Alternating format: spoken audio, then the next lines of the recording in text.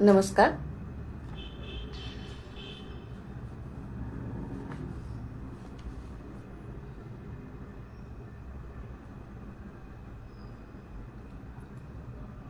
आवाज येतोय का?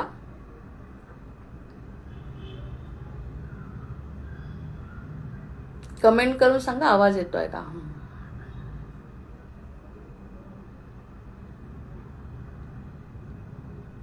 वक्रतुंड महाकाय सूर्यकोटि समप्रभ निर्विघ्नं कुरु मे देव सर्वकार्येषु सर्वदा. या कुंदेन्दु तुषारहार धवला या शुभ्रवस्त्रामृता या वीणावरदण्डमण्डितकरा या श्वेतपद्मासना या ब्रह्माच्युत शङ्करः प्रभृतिभिर्देवैर्सदा वन्दिता. सा मां पातु सरस्वती भगवती निःशेषजाढ्यापहा. शांताकारं भुजगशयनं पद्मनाभं सुरेशं. सगळ्यांना जया एकादशीच्या सगळ्यांना मनापासून आधी शुभेच्छा देते. शुकासारिके पूर्ण वैराग्य जाचे वसिष्ठा परिज्ञान योगेश्वराचे. कवी वाल्मिका सारिखा मान्य ऐसा नमस्कार माझा सद्गुरु रामदासा. अनेन प्रियताम देवो भगवान जानकी पतिः श्रीरामचंद्र पूर्वेशाम अस्माकं कुलदैवतम. श्रोता वक्ता श्रीराम समर्थ. जय जय रघुवीर समर्थ. सानंदमानंदवने वसंतम आनंदकंदम हतपापवृंदम. वाराणसीनाथ मनाथ नाथम श्रीविश्वनाथम शरणं प्रपद्ये. श्रीविश्वनाथं शरणं प्रपद्ये. मनोनिवृत्ति परमोपशांती सातीर्थवर्या मणिकर्णिकाच. नमः शिवाय नमः शिवाय नमः शिवाय. पाहता पाहता 1 महिना झालाय. 18 डिसेंबरला जी सुरुवात झाली ते 18 डिसेंबर होऊन गेल, 18 जानेवारी होऊन गेलाय आणि पाहता पाहता 1 महिना म्हणजे त्यातले शनिवार रविवार जरी सोडले तरी आपले 23-24 लेक्चर्स झालेत. कसा वेळ निघून जातो समजत नाही. आणि आता महाशिवरात्रीचा महिना पण आलाय जवळ. या सगळ्या गोष्टींचा विचार करता त्याच्याप्रमाणे सगळं ऍडजस्ट करून बोलायचं ठरवलंय. आता आपण काल जेव्हा बघितलं इच्छा आणि इच्छांवरती काम केलं आणि इच्छेला या वृत्तीकडे म्हणजे मुमुक्षत्वाकडे वळवलं आणि त्या इच्छेला पटवलं. म्हणजे सुरुवातीची जी एक रेष आहे छोटी रेष, ही छोटी जवळ जर मोठी रेष काढली तर मग आपल्याला कळतं की ही छोटी आहे. म्हणजे विचार मोठे करायला पाहिजे. जसं क्षीरसागरातले विष्णू हा परमतत्व जेव्हा कळतं तेव्हा माणूस मग थोडासा वेगळा विचार करतो. कारण बुद्धीला काय आहे त्याच्यावरती चर्चा झाली नाही. कारण बुद्धीवर असतात आपले मूळ संस्कार जुने पूर्वजन्माचे आणि याही जन्माचे सुरुवातीचे जे असतात ते पूर्ण संस्कारांनी भरलेली आपली बुद्धी आहे. त्यामुळे बुद्धीला तेच पटतं की जे तिला जाणवतं, जे समोर दिसतं त्या बुद्धी भेद करणं इतकं सोपं नाही. त्यामुळे बुद्धिभेद करून शांतीकडे नेणं, कारण मुळातच ही बुद्धी इथे रमलेली आहे. खरं सांगायचं म्हणजे दृश्य जगत बघत असताना त्याचं सुख दुःख सुद्धा तिला आपलं वाटतं. दुःख जरी आलं तरी सुद्धा ते आपलं वाटतं. कारण परक काही तिला समजत नाही समोरचं ज्या बुद्धीला तेव्हा ह्या गोष्टी घडतात. म्हणून आपण बुद्धीवरती हा विचार केला की प्रारब्धाचं काय आहे आणि जर खरा आनंद शोधायचा असेल तर काहीतरी वेगळा विचार करावा लागेल. हे आचार्यांच्या दृष्टिकोनातून आपण ऐकतोय आणि ते का पटतंय? कारण आता आपल्याला ती अनुभव घ्यायची इच्छा आहे, ती जिज्ञासा आहे आणि ते मुमुक्षत्व आहे. अथातो ब्रह्म जिज्ञासा. आणि देवांनी जेव्हा आपल्याला पाठवलंय तेव्हा त्यांनी सांगितलं की ही जिज्ञासा असलीच पाहिजे. एखादा त्याचा उपयोग करेल, एखादा करणार नाही. जास्तीत जास्त लोक करतच नाहीत.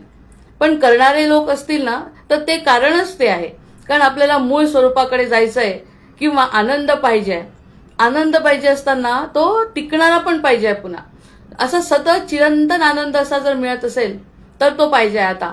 कारण आता अनुभव असा आलाय की किती वेळा सुखदुःखातून जायचं, किती वेळा सुखदुःखातून जायचं हा विचार करता करता माणसाला वाटतं आता की खरंच काय सांगतायत मोठे लोक.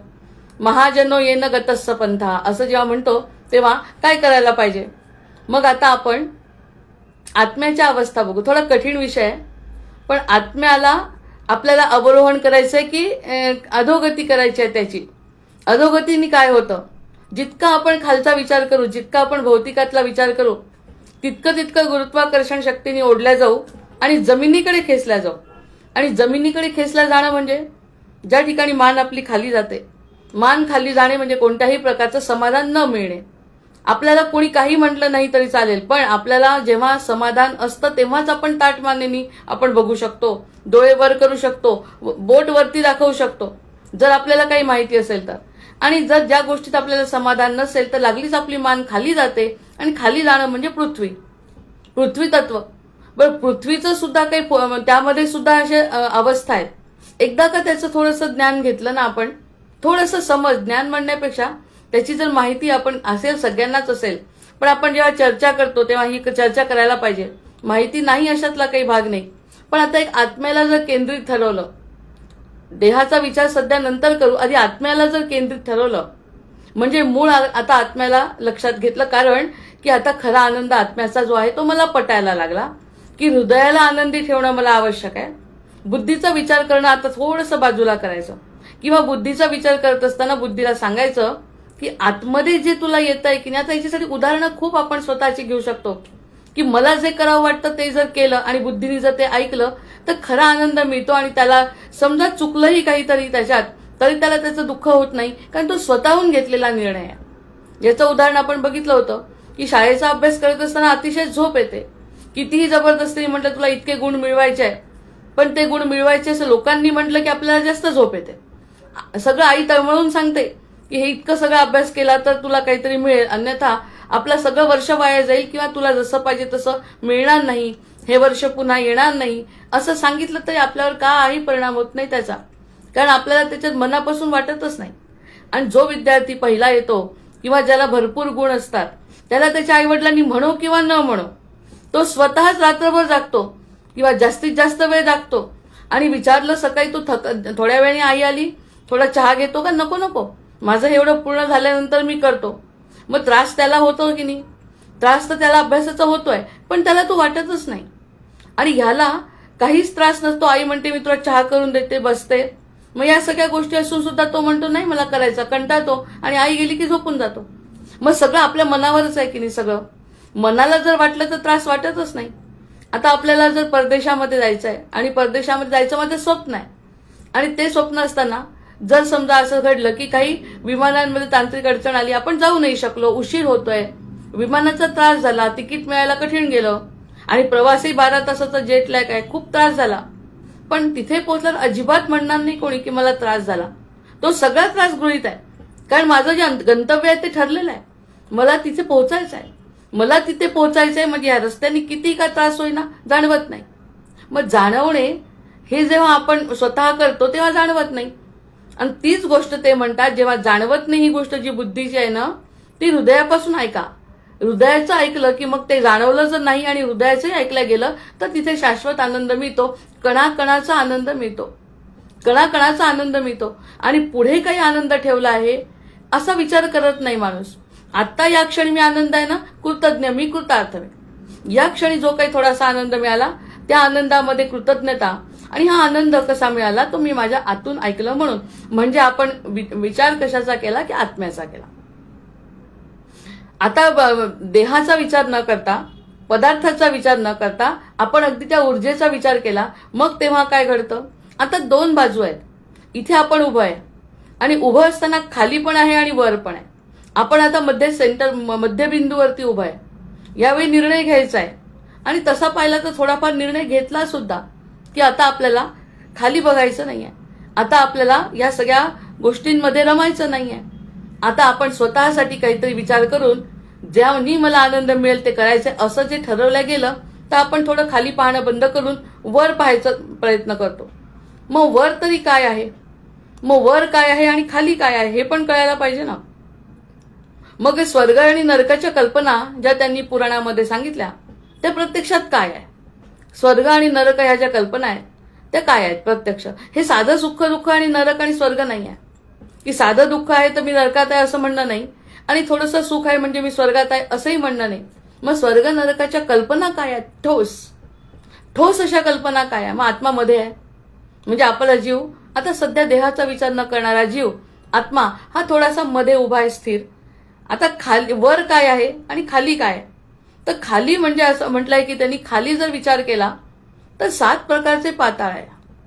आता ते पाताळ सुद्धा जी संकल्पना आहे ना, ती आपल्या मनावरच केंद्रित केलेली आहे. ते सुद्धा स्पष्ट होतं पुढे. मग त्यांनी म्हटलं की पाताळाची कल्पना करत असताना 7 पाताळ आणि 7 स्वर्ग, म्हणजे 14 गोष्टी आहेत आपल्यासाठी.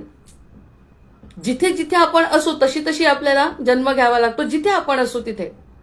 मग त्या गोष्टींचा जर विचार केला तर 7 पाताळ कोणते आहेत? ते अतल, वितल, सुतल, तलातल, महातल, रसातल आणि पाताळ. प्रत्यक्षात पाताळ सगळ्यात खाली आहे. मग पाताळ हा विषय जो आहे तो सगळ्यात खाली आहे आणि वरती अतल आहे. मग नंतर वरती म्हणजे खालच्याच बाजूला वरती, त्यातला सगळ्यात वरचा थर जो अतल आहे, मग तो नंतर त्याच्यातला पुढचा वितल आहे, वितलानंतर सुतल आहे, तलातल आहे, महातल आहे, रसातल आहे आणि पाताळ आहे. असा जर विचार केला तर ह्या 7 पाताळांची गोष्ट झाली. आता स्वर्ग पण काय आहे? हे 7 पाताळांची संकल्पना सांगते, पण आधी हे जे आपल्याला ऐकलेल्या गोष्टी आहेत त्या आपल्या खाली, म्हणजे आपण जर खाली जायचा विचार केला तर कितीही खोल जाऊ शकतो, जातो. जितकं चूक करत जाऊ तितकं खोल जात जाऊ. मग जिथे जिथे चूक असेल तिथे अतलात राहू, तर कुठे वितलात राहू. तर असं जशी आपली चूक असेल, एकदा चूक समजली आणि चूक समजल्यानंतर जिथे असू तिथे राहू. म्हणजे पेराल ते उगवत आहे, जे पेराल. मग ह्याचं ज्ञान नको व्हायला, हे माहिती नको व्हायला की काय पेरतो आणि काय मिळेल आपल्याला, आपल्यासोबत काय जातं हे जर कळलं तर आपण कुठे आहे हे कळायला पाहिजे. मग आता वरती विचार केला तर भू भव स्व मह जन तप आणि सत्य असे 7 स्वर्ग आहेत. आता इकडचे अतल वितल हे 7 पाताळ आणि वरती जायला स्वर्ग. आपण मध्ये उभा आहे. आता मध्ये उभा आहे म्हणजे शांत उभं, मनोनिवृत्ती परमोपशांती अशी नाही मिळालेली. पण आता आपल्याला काहीतरी ऐकायचंय, अथातो ब्रह्म जिज्ञासा. की ती परमोपशांती काय आहे ते जर कळायचं असेल तर आपल्याला खालचा विचार तर करता येणार नाही, पण खाली आहे काय ते सोडावं लागेल ना. जे खाली आहे ते सोडावं लागेल आणि वर आहे ते धरावं लागेल. मग ह्यासाठी जेव्हा अतल म्हणतो तेव्हा मुळातली आपली भीती असते. किती वेगवेगळ्या प्रकारच्या भीती असतात, किती वेगवेगळ्या प्रकारच्या भीती आहे. समजा अशी वेळ आली की मला उद्या असं करायचंय आणि मी ते करू शकणार नाहीये, माझी काहीतरी हतबलता आहे. हे भय आणि भीती हे तर सर्वसाधारण जीवनातलं. आणि मृत्यूनंतरची भीती पुन्हा आहेच की मृत्यूनंतर काय. तर हा मृत्यूनंतरचा विचार आपण म्हणतो पण येतोच की प्रत्यक्षात आपल्याला काय, आपण काय होणार आहे आपलं मृत्यूनंतर, म्हणजे भय आहे. प्रत्येक गोष्टीचं भय आहे. मला काही होईल का हे भय आहे, माझं हे काम पूर्ण होईल का हे भय आहे, माझ्या जीवनातून कोणी निघून जाईल का हे भय आहे. मग हे सगळे भय अतल आहे. जे जर मनामध्ये भय असेल तर हे अतल पाताळ आहे. म्हणजे भय आपल्या मनात आहे म्हणजे आपण अतल पाताळामध्ये आहोत, पाताळातल्या पहिल्या याच्यावरती आहोत की आपल्याला भीती वाटते. आता भीती कशी वाटते? कारण की आपल्याला अज्ञानामध्ये हे वाटतंय की हे सगळं जर नाही घडलं तर काय होईल. प्रत्यक्षात मध्ये आत्मसाक्षात्कार व्हावा, प्रकृतीचा खेळ कळावा. असं जर जीवानी ठरवलं आज या क्षणी की मला की नाही प्रकृतीचा खेळ कळला पाहिजे, अशी आपोआप कशी प्रकृती, जसं वरून गंगेचं पाणी खाली येतं आणि समुद्राला मिळतं, जसा तो जीवन प्रवाह आहे. आणि जेव्हा समुद्राला मिळतं तेव्हा त्याची पाण्याची वाफ होते आणि पुन्हा ते वर जातं, ढगामधून पुन्हा थंड झाल्यावर पाणी पडतं, त्या पावसाचं पाणी पुन्हा नदीत जातं आणि नदीतून समुद्रात जातं. हे जसं त्याचं जीवनचक्र आहे तसंच आपलं जीवनचक्र आहे. आपलं जीवनचक्र आहे, जे काहीतरी मागे पेरलं ते उगवलं, म्हणून फक्त हा देह. प्रत्यक्षामध्ये मागचं जे आहे ते आहेच आपल्याजवळ. मग हे भीती बाळगण्याचं कारण काय, असा विचार आपण करत राहायचा. पण पहिल्यांदा काय म्हटलंय ते अतल म्हणजे भीती आणि भय. ते कशाचंही असू शकतं. भय आणि भीती जर मनात असेल तर ते अतल अशा प्रकारचा पाताळाचा पहिला भाग आहे. म्हणजे आपल्याला पाताळ शोधायची गरज आहे का, की स्वर्ग नरक कल्पना मनाच्या क्षणात विरला भार. हा जो मनात भार आहे की पाताळात जाते की स्वर्गात जाते का नरकात जाते, ही जी संकल्पना आहे ना, ती संकल्पना खोडून काढायची. ती प्रत्यक्षात जीवन मुक्तीचंच लक्षण आहे. या जीवनातच आपल्याला भीतीमुक्त जर झालो तर अतल पाताळातून सुटलो असं म्हणायचं आहे. की अतल पाताळ जे काही म्हणतात, जी संकल्पना आहे, म्हणजे भीती जर तुमच्या मनात नसेल तर आपण सुटलो. मग आता त्यासाठी काय करायचं हे वैयक्तिक आहे. आपल्याला भीती नको वाटायला या सगळ्या गोष्टीची. मग मी कोण आहे, तो कोण आहे, मी मुळात होतो, आहे, राहणार आहे. आता सध्याच्या परिस्थितीत माझी कर्म जास्तीत जास्त चांगली झाली पाहिजे. चांगलं झाल्यानंतर माझ्या वाचून काही अडणार नाहीये. माझं कुणा वाचून जर अडलं नाही माझा जन्म झाल्यावर, तर माझ्या वाचून तरी काय अडेल, अशी थोडीशी अलिप्तता. आणि भीतीचं काय, आणि श्वास मोजलेले आहेत. आपण जे श्वास घेऊन आलोय जन्माला, ते श्वास मोजलेले आहेत. तिथपर्यंत आपलं निश्चित जगणं आहे. त्यापेक्षा कमी नाही, त्यापेक्षा जास्त नाही. मग भीती बाळगण्याचं कारण नाही. यातलं काहीही आपण सोबत घेऊ जात नाही. त्यामुळे कसं जमा करू आणि किती ठेवू ही पण भीती. म्हणजे असे वेगवेगळ्या प्रकारचे विचार करत आपण भीतीवरती नियंत्रण करू शकतो. की भिणं हा माझा स्वभाव नाही. भगवंत म्हणतात भिणं हा माझा स्वभाव नाही. प्रत्यक्षामध्ये भीती हा प्रकारच नसतो म्हणतात.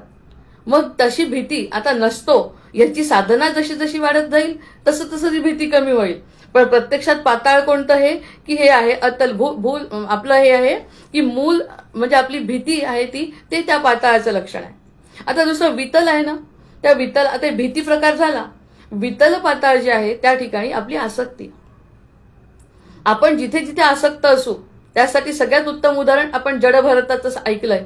की जडभरताला सगळं समजत होतं, सगळं ज्ञान होतं. म्हणजे इतकं सगळं जे आपण सांगतोय त्याचं सगळं मनन चिंतन करून 4 जन्म गेलेले आहेत त्याचे, तरी सुद्धा त्याला कळलं नाही. त्यांनी प्रेमापोटी त्या हरणाला सांभाळलं.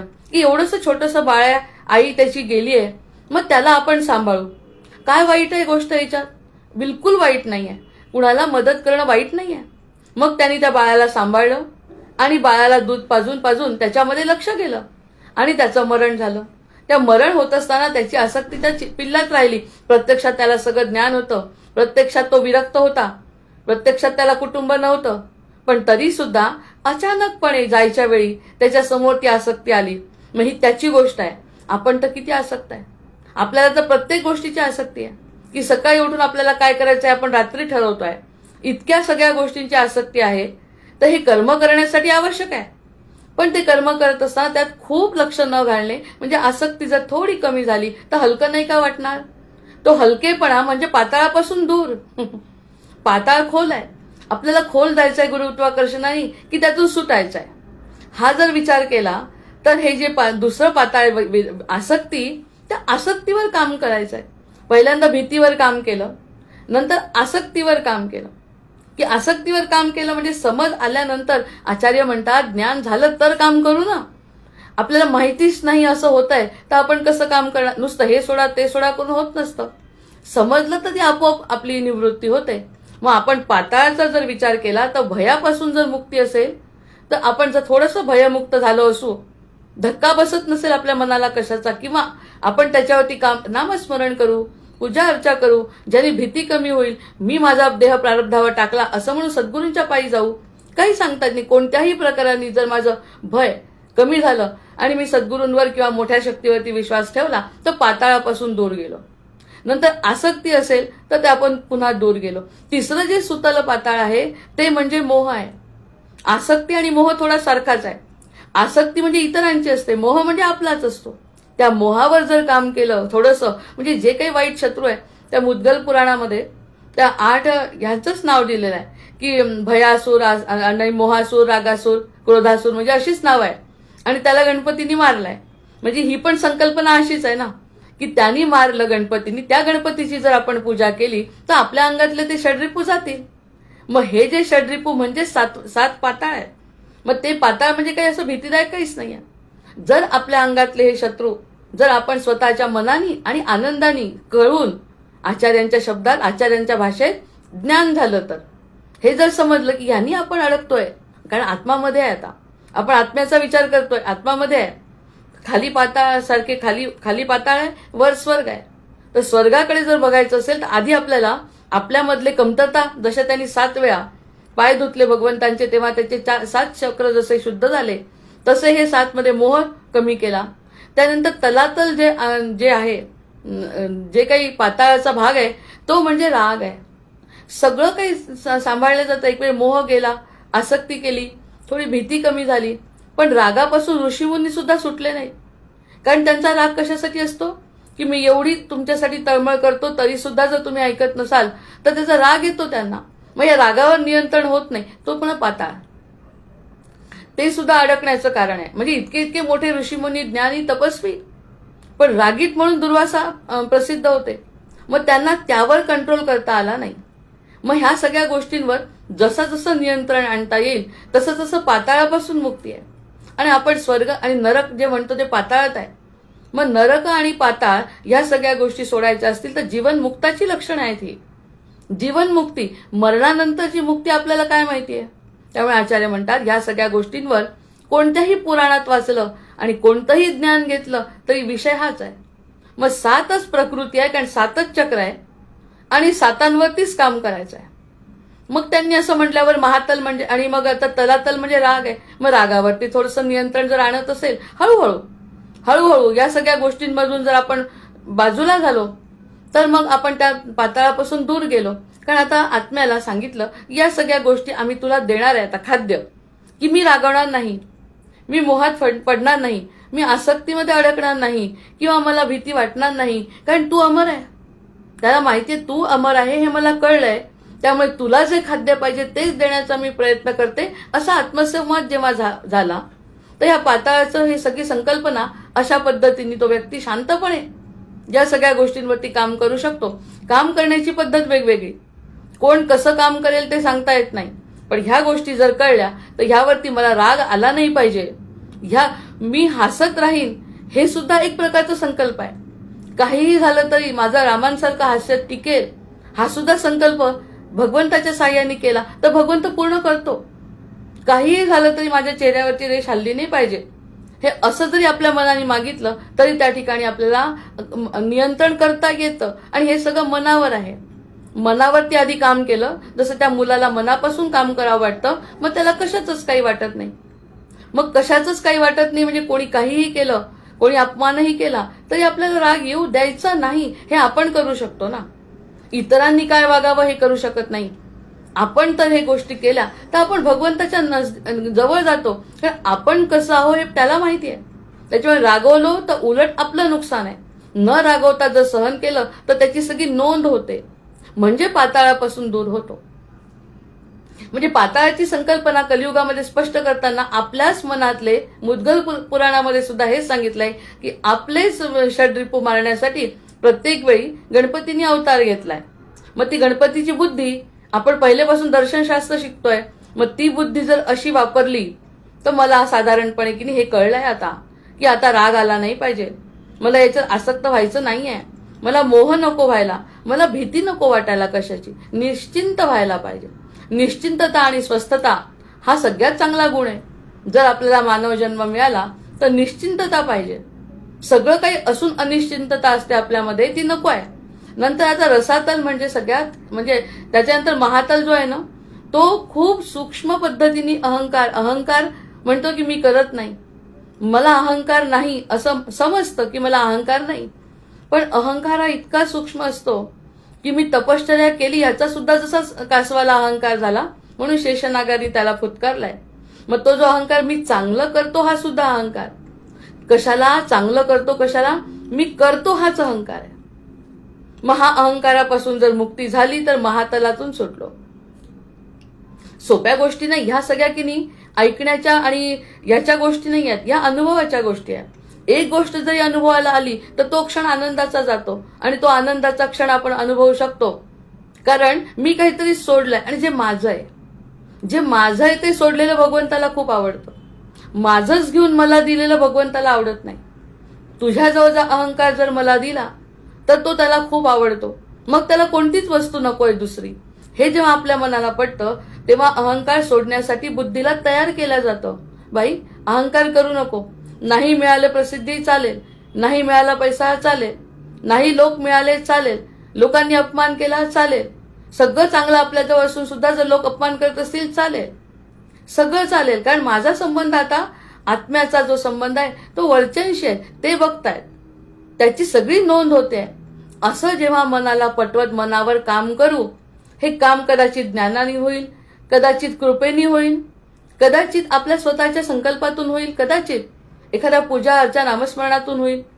पण नामस्मरणात सुद्धा मन लागत नाही. जोपर्यंत हे षड्रिपू जात नाहीत ना, तोपर्यंत नामस्मरणातही मन लागत नाही. 1 तास करायचं म्हणून केलं आणि मोकळं झालं तर ह्या नामस्मरणाचा असा अंतःकरण शुद्धीचा परिणाम होत नाही. त्यामुळे आधी अंतःकरण शुद्धी आणि मग जे काही करो ते त्यालाच मिळणार आहे. आधी हे आपले शत्रू बाहेर काढणं, म्हणजे आपण जशी मूर्ती तयार करत असताना नको ती गोष्ट बाहेर काढतो, तशा नको त्या गोष्टीवरती काम केलं पाहिजे. प्रत्येकाने हे काम केलं. ज्यांनी कोणी काम केलं त्याचा दुर्मिळ योग आहे की पाताळापासून आपण म्हणजे जडत्वापासून दूर. शरीराचा जडत्व गुण आहे म्हणून ते सुटत नाही लवकर. आपण जडत्व आहे, माझी बुद्धी म्हणते ते खरं आहे, ह्याचं चुकतंय, माझं बरोबर आहे, असतंही बरोबर, पण सांगण्याचं काही कारण नाही. आपलं सगळं चांगलं असलं, आपलं सगळं योग्य असलं तरी सुद्धा सांगण्याचं काय कारण आहे. तुमचं आणि त्याच्याशी जर संबंध आहे तर ह्या सगळ्या गोष्टींशी पासून मोकळं झाल्यावरच आपल्याला हलकेपणा येईल ना. मग आपण पाताळापासून वर जाऊ ना. अन्यथा वर आणि अजून किती वर जायचं आहे हलकं व्हायसाठी. त्याच्यामुळे हे जडत्व सोडण्यासाठी हळूहळू हा विषय असा हाताळायचा आहे की त्या ठिकाणी या सगळे माझ्याजवळ असलेले गुण म्हणजेच महातल म्हणजे अहंकार. महातल नाव आहे त्याला. आपल्याला वाटतं की कसं काय एवढं म्हणजे इतकं कसं काय कठीण आहे अहंकार सोडणं. आम्ही किती काहीच करत नाही.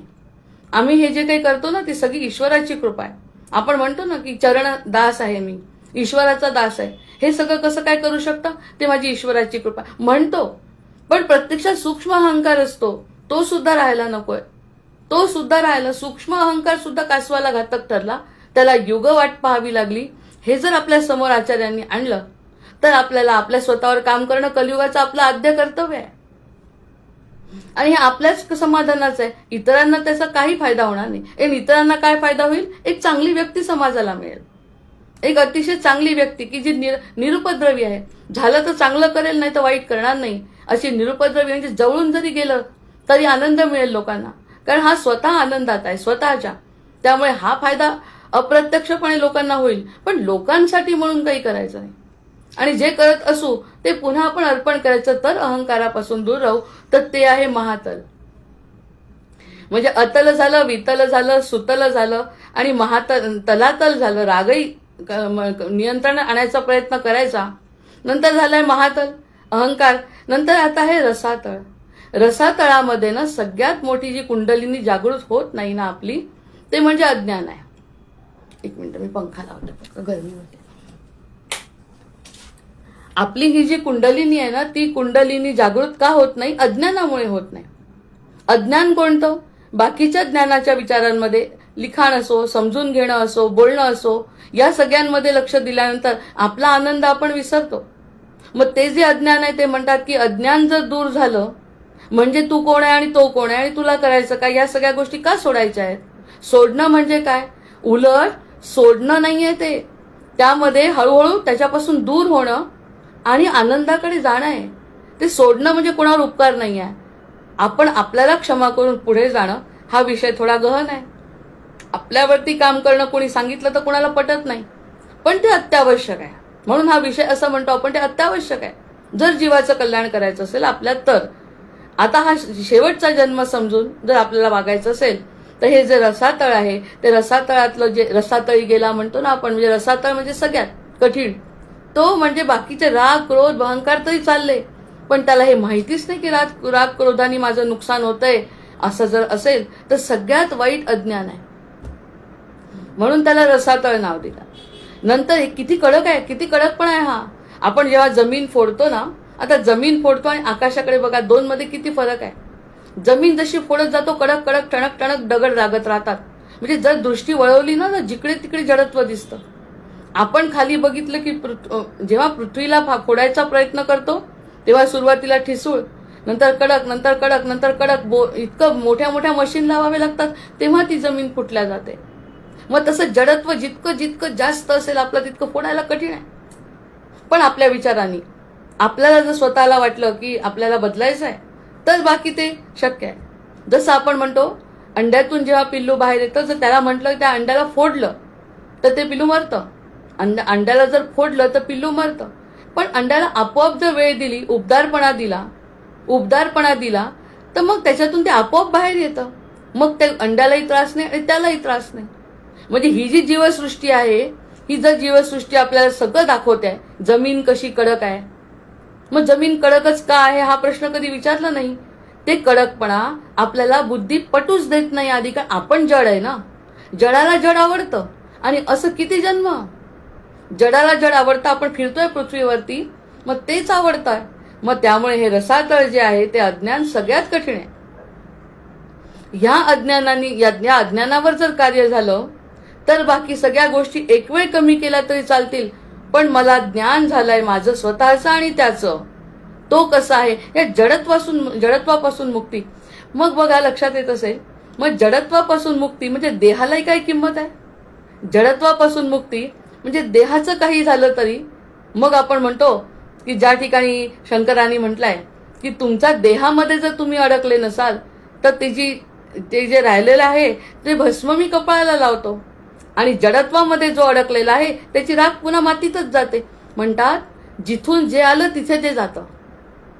म्हणजे पंचमहाभूतांपासून शरीर आलं ना तर आत्मा वर जातो, नंतर शरीर पृथ्वीत जातं, हे तेज तेजात मिसळतं, पाणी पाण्यात मिसळतं, हे आपोआप जिथले तिथे निघून जातं. ही पण एक लीला आहे.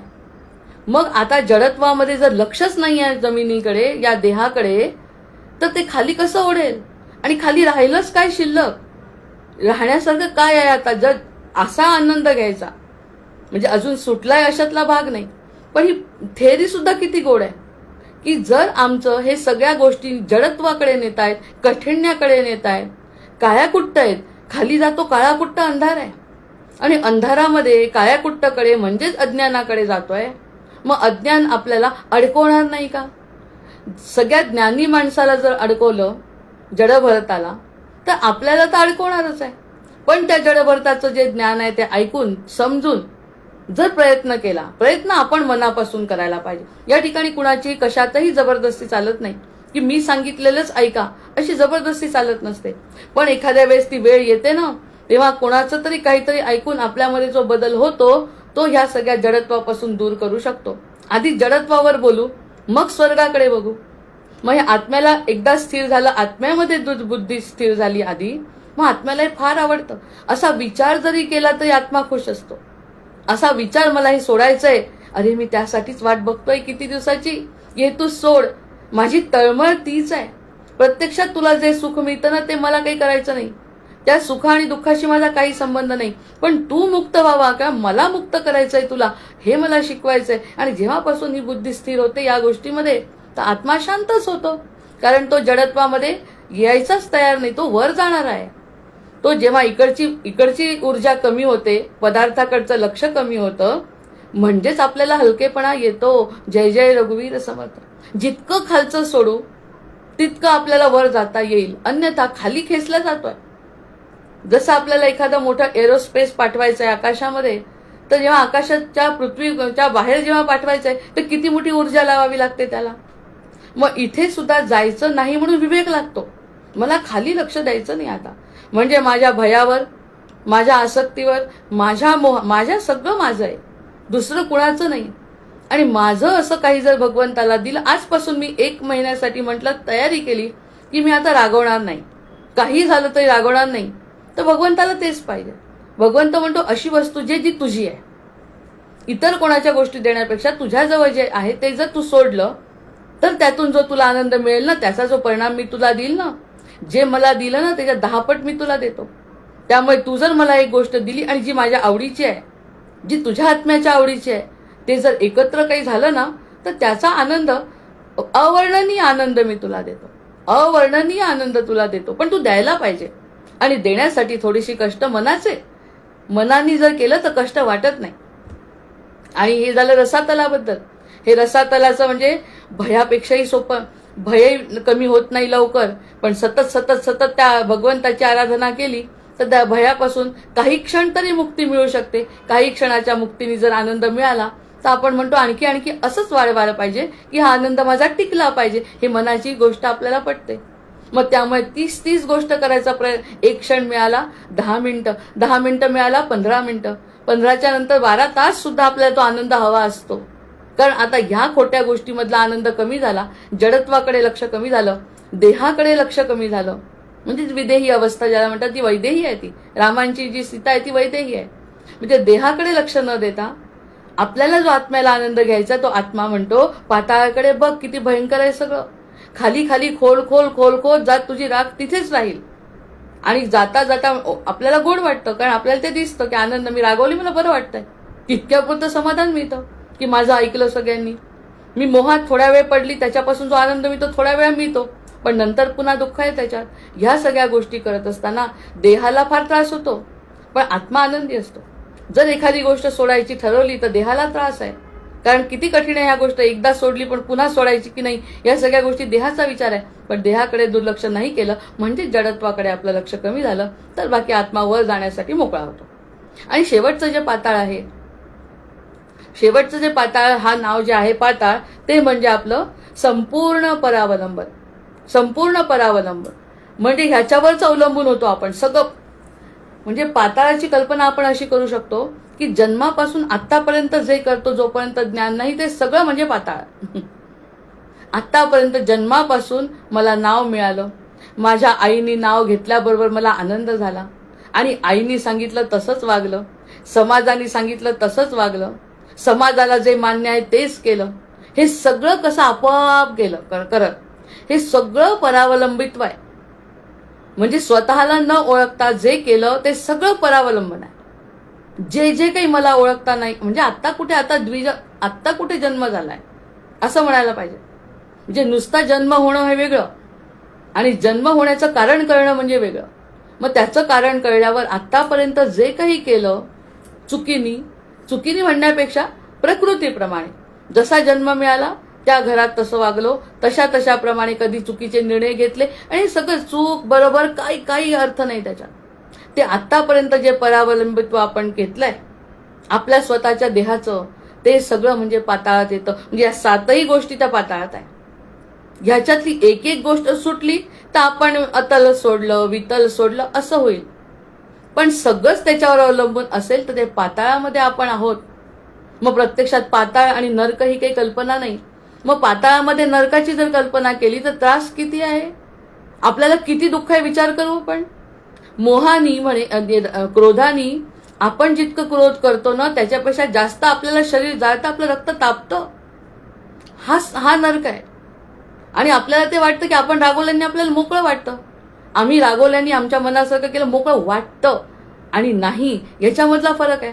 मग त्यांनी सांगितलं हे सगळं सोडायचं असेल, जरा वेगळा विचार करायचा असेल, आत्मा एका ठिकाणी स्थिर आहे आणि तो म्हणतो या सगळ्या गोष्टी जर सोडल्या तर बाकी माझ्या मनासारखं होणार आहे, ज्यामुळे तुझा आता खरा जन्म झालाय. काहीच करू नको, निदान काही दिवस रागावू नको, निदान काही दिवस मोह करू नको. असा एक उदाहरण जर आपण ठेवलं की रात्री झोपायच्या आधी जर आपण एक संकल्पना आहे अशी की एक शब्द जरी आपण जो मनात ठरवला, जो रात्री अगदी झोपताना ठरवला आणि सकाळी उठताना जर तो आठवला तर आपली साधना पूर्ण झाली. म्हणजे आपण समाधी अवस्थेत गेलो. एक शब्दाचा एका मात्रेचा सुद्धा फरक व्हायला नको. छोटासा घेतोय, श्रीराम म्हटलं श्रीकृष्ण म्हटलं तर मोठे होतात, तर मोठे नाही आठवत असं काही नसतं. एक मात्रा सुद्धा बदल व्हायला नको. आता कोणी म्हणतं आपण सकाळी उठून तर एखादा श्लोक म्हणतो की उठल्या उठल्या आपण श्लोक, तो नाही. उठल्याबरोबर श्लोक आपण म्हणणार. रात्रीच्या वेळी झोपताना जे माझ्या मनात शब्द होते ते जर मला सकाळी तसे आठवले तर बाकी म्हणू की रात्रीची आपली ती समाधी अवस्थेमध्ये आपण होतो, म्हणजे त्या गोष्टीला आपण विसरलो नाही. पण असं करत असताना सुद्धा आसक्तीतच अडकतोय की रात्रीच्या आसक्तीत. पण ते सन्मार्गासाठी नेणारं काम असल्यामुळे आपण त्या गोष्टीची साधना करत करत आपण ह्यातून सुटतोय हे लक्षात येत नाही. या सगळ्या अडकवण्यातून सुटतोय कारण स्वतःचा असा मार्ग आपण शोधतोय ना, त्यामुळे त्यावरती कार्य केलेलं चालणार आहे. कार्य कशासाठी करायचंय, काही मिळवायचंय का त्यातून नाही. रात्री जे केलं त्याला 6-6 महिने लागतात. 6-6 महिने लागतात. आपण म्हणतो अरे थोडंसं आठवलं, पण नाही, पूर्ण आठवायला पाहिजे. जसं आपण झोपलो तसं आठवलं म्हणजे मग आपलं या सगळ्या गोष्टींकडे दुर्लक्ष झालं. अन्यथा आपण ह्याच गोष्टींमध्ये कधी स्वप्नच पडतील, तर कुठे काही कालचंच आठवेल, तर कुठे मागचंच आठवेल, तर कुणाचा रागच येईल. हे सगळं चालू असतं झोपेत सुद्धा. पण झोपेला जर नियंत्रणात आणायचं, आत्मा त्वं गिरिजा मती सहचरा प्राणात शरीरम गृहम पूजा ते विषयोपभोग रचना निद्रा समाधी स्थिती.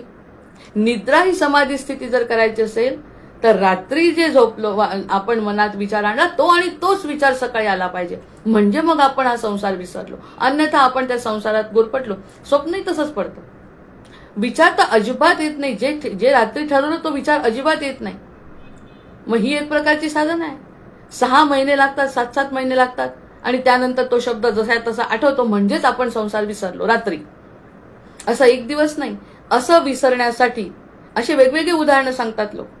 असे वेगवेगळ्या उदाहरणांनी स्वतःच्या निद्रेवरती कसं नियंत्रण ठेवता येतं.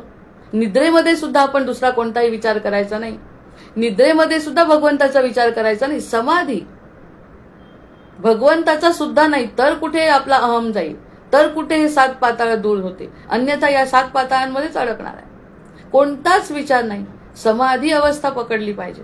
अशा प्रकारचं जर असेल तर तो पाताळ म्हणजे पूर्ण परावलंबित होतं की नाही आपलं ज्या देहावरती, त्या देहाला शून्य किंमत.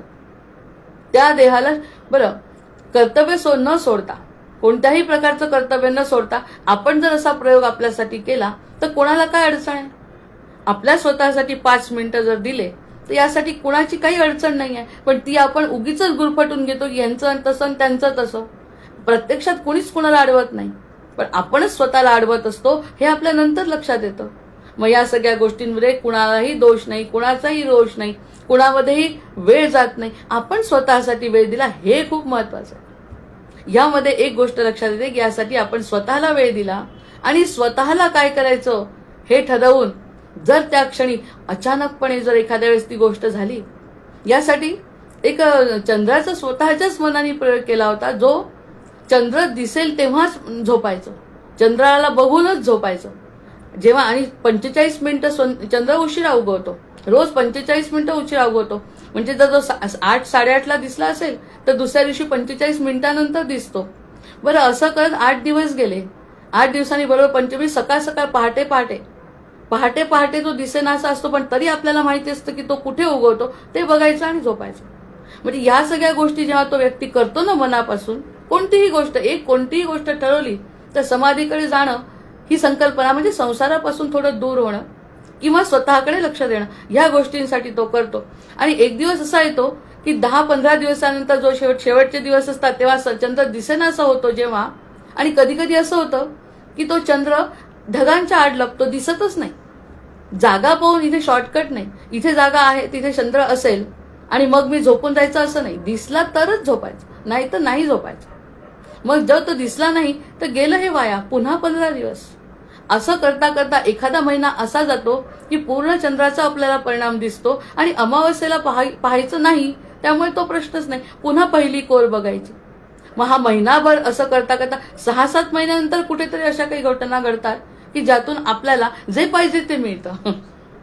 जे पाहिजे ते मिळतं. आपलंच आपल्याला जर मिळत असेल, रात्री झोपतानाचा शब्द असो की एखादी केलेली संकल्पना असो, त्या संकल्पना करत असताना देवाचा अर्थ हाच आहे आचार्यांचा की दुसरीकडे लक्ष नका देऊ, स्वतः काहीतरी ठरवा आणि ते जर पूर्ण झालं त्याचा जो आनंद आहे त्याचा 10 पट जास्त आनंद भगवंत आपल्याला देतो. यावरती आता आत्म्याला आनंद मिळतोय.